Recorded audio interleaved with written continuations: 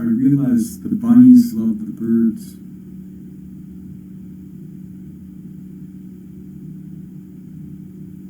These are apophthegores, these relations of observance are symbolic.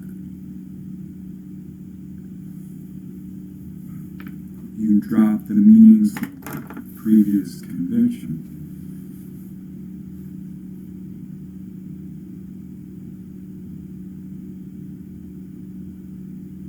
Something becomes something and then it changes. The mountain becomes more and then less.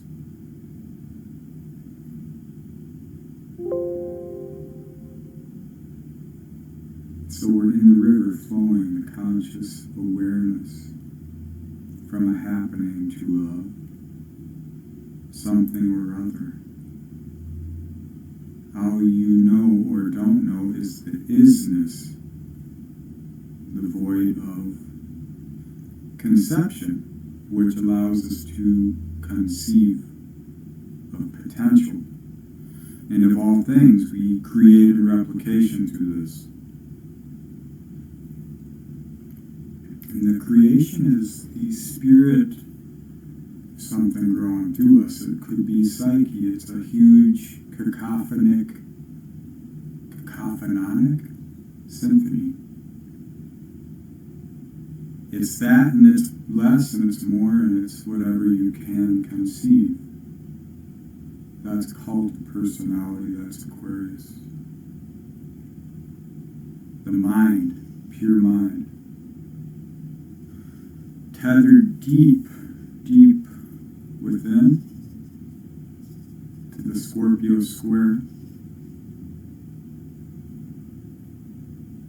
The last quarter square, the transmutation to transformation energy. And it's anchored into this embodied form, you, reality, all it is, or could ever be, because we're limited to the conception. This is the casting. The spirit and form. Saturn is the child of Uranus, Gaia, that is spirit embodied. So, what holds the river of life is Capricorn. It's the mountain, the rock, it is the terra firma.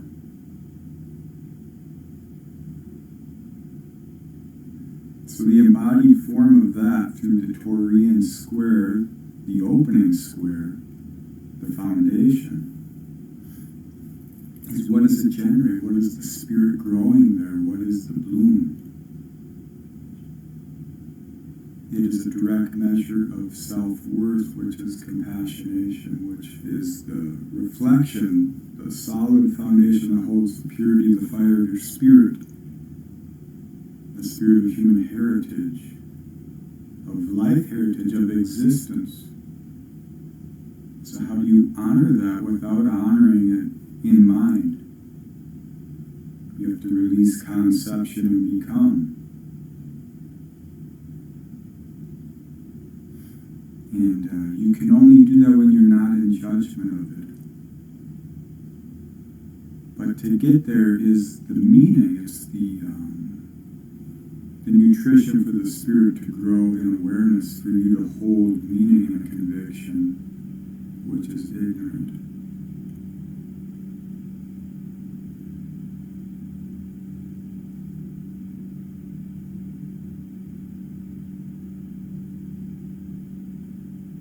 As we're heading into the Sagittarius full moon, I haven't looked at the chart. I think it's the 11th. I might do a chart breakdown.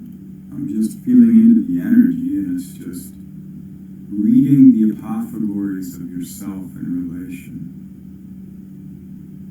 This is Gemini season is the depending on what energies you have in Gemini, it's the closing third quarter square to the Hermit of Virgo. But if you have stuff in Gemini, it can be an opening.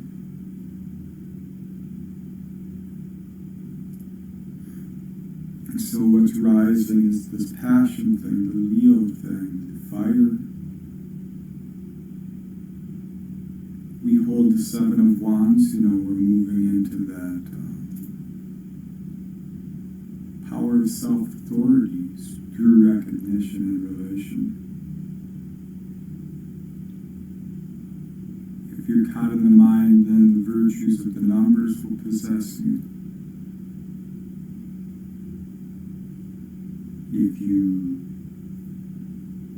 nurture nature and grow the heart space, the swimming into the emotions, the currents, being the man on the waterfall, falling into the stream, feeling the flows, learning as you go.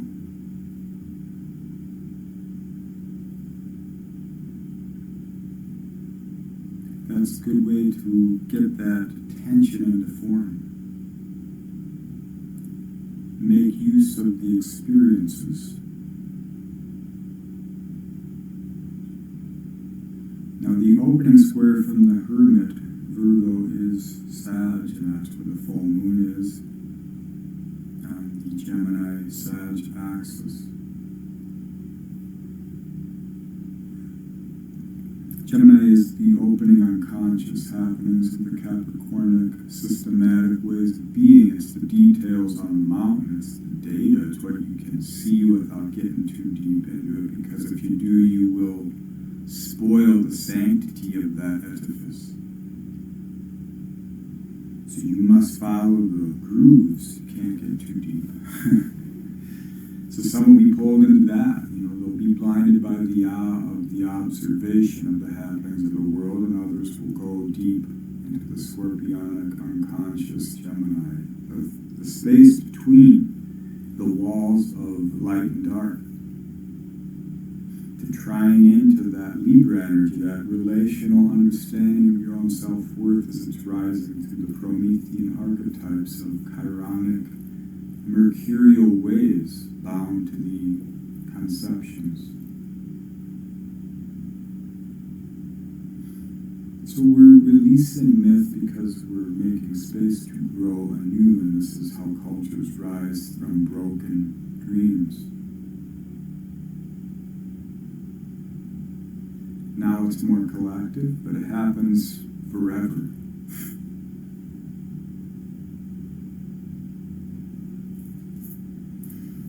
At least for all intent and purpose. But again, all this is release language. It's a meaning for a moment, and then we move.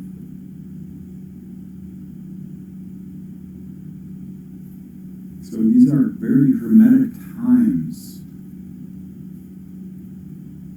And the hermetics, the alchemy, is coming into a balanced reciprocity of relation between self and other being the world. So if you're worlding, then you will join it as a god in balanced reciprocity, honoring the freedom of what you don't know. That's, I feel, the natural way. That's making the embodied Taurian form your conscious happening as your unconscious isness, and it's a seed growing into the blooming of your own creation. Alright, well, a lot more could be said, but I think that will do. So thanks for watching, listening, and being.